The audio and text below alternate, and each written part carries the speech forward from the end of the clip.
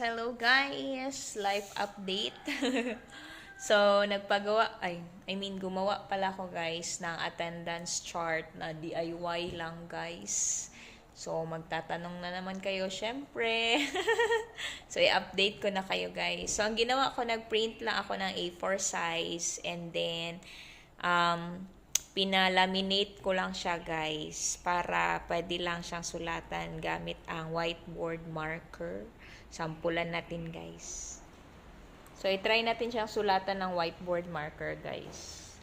So, example, ang boys natin bukas is 20.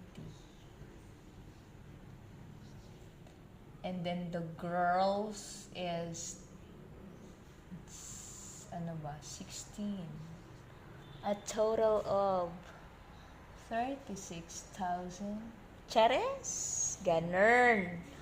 Yan. Tapos, syempre, everyday tayo magpapalit ng attendance. Erase natin siya, guys.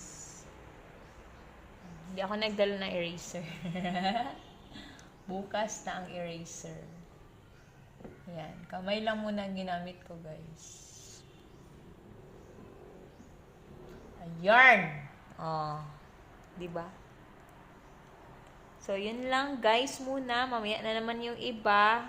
Yan. Bye-bye guys.